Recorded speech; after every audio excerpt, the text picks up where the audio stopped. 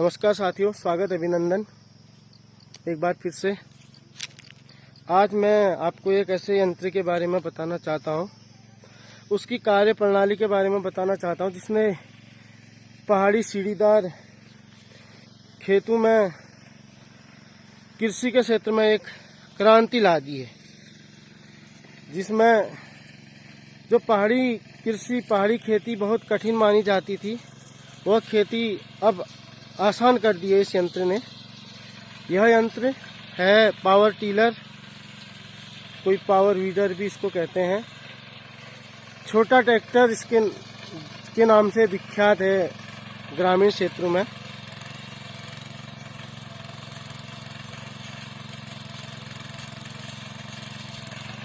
ये देखिए, मैं इसकी कार्य प्रणाली से आपको अवगत करा रहा हूँ। ये ट्रैक्टर पेट्रोल से चलने वाला है, पावर वीडर। ये मेरा छोटा भाई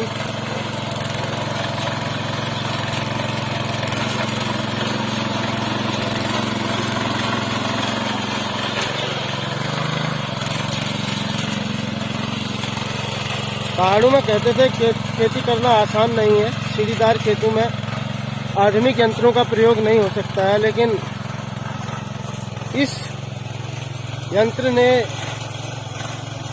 कृषि के क्षेत्र में क्रांति लाई है। जो पहले बैल होते थे, बैलों की जोड़ी किसान पालते थे, अब हमारे गांव में लगभग बैलों की जोड़ी ना के बराबर। 60-70 परिवारों में से 1-2 परिवारों के पास ही बैल रहे हैं। खेतों में आपको सिर्फ बकरियां और गायें दिखेंगी, बैलों के नाम नहीं है इस बार खेतों में। पिछले 3-4 सालों से ये छोटा ट्रैक्टर जो है, इससे ही काम ग्रामीण परिवेश में हमारे क्षेत्र में किया जा रहा है।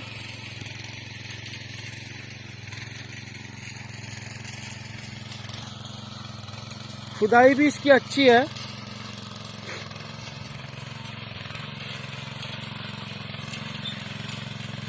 और इससे सबसे बड़ा फायदा है कि इसमें मानवीय श्रम की बचत होती है। मानवीय जो मेहनत लगती थी, श्रम जो लगता था, उसकी बचत होती है। इसमें जो मिट्टी के बड़े बड़े ढेले आते थे, चूंट कहते हैं, रुपाई के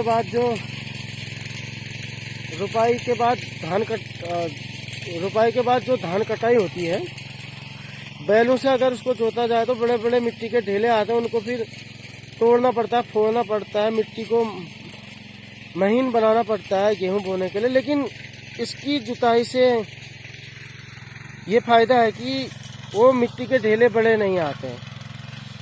मिट्टी एकदम से पतली बारीक हो जाती है। ये तो पहली बार जोत रहे हैं। अगली बार जब दोबारा इसमें जुताई होगी तो सीधे गेहूं बुआई होगी। इसमें खाद डालते हैं। कृषि के क्षेत्र में क्रांति पहाड़ी सीढ़ीदार खेतों में ये यंत्र लाया है।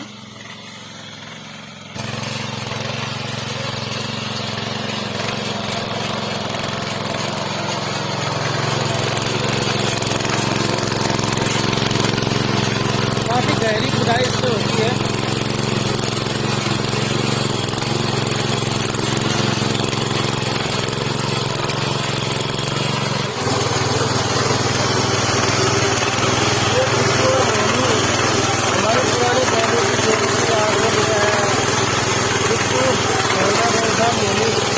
वैसा उनकी याद में ट्रैक्टर में भी लिखा गया है।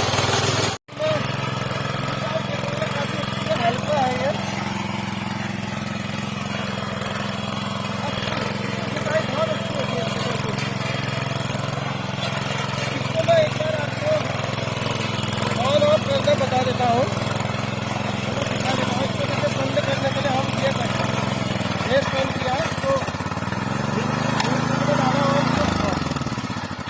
निकल पड़ा।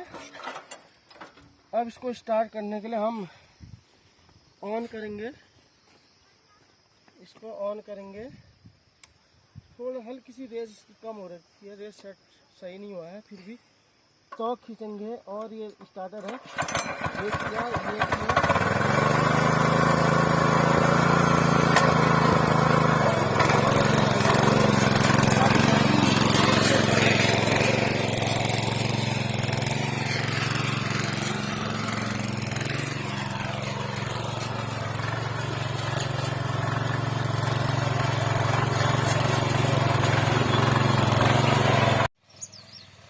इस यंत्र का एक नुकसान भी है साथियों, क्योंकि जिस चीज़ के फायदे होते हैं उसका कुछ ना कुछ साइड इफेक्ट होता ही है। तो इससे क्या है कि जो पहले बैलों की जोड़ियां पालते थे, बैल पालते थे लोग, तो उससे गोबर से खाद बनती थी, उस खाद से अच्छी पैदावार खेतों में होती थी। बैल, अच्छे बैल, शक्तिशाली बैल संपन्नता के प्रतीक माने जाते थे। बड़े सींगों वाले बैल पालने के बहुत शौकीन पहले गांव में लोग होते थे, और अच्छे अच्छे नाम होते थे बैलों के, जैसे धुमार, बिनवा, मोहनी, गुड्डू, इस टाइप से कई बैलों के नाम होते थे। उनके गाने जो होते थे, घंटियां जो होती थी काफ़ी अच्छी सुनाई देती थी। गोठ में सुबह के मुहूर्त में वो जगते थे तो गाने बजाते थे, घंटियां बजाते थे, काफ़ी अच्छी आवाज़ सुनाई देती थी। लेकिन अब बैल जो है, बैलों की आवश्यकता नहीं है, तो किसानों ने भी बैलों को पालना छोड़ दिया है। इससे नुकसान भी है, लेकिन ये देखा जाए कि इस भागम भाग वाली ज़िंदगी में, भागम भाग भरे संसार में, अब ये छोटा सा यंत्र किसानों के लिए लाभदायक बना है। तो आज के लिए बस इतना ही, आज्ञा दीजिए, धन्यवाद, नमस्कार।